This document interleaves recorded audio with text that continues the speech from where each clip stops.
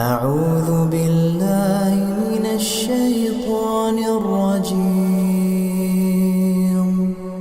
بسم الله الرحمن الرحيم. يا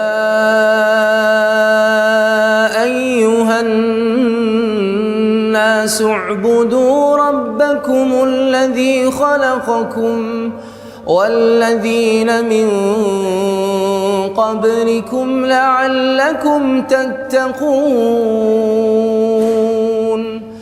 الذي جعل لكم الأرض فراشا والسماء بناء وأنزل من السماء ماء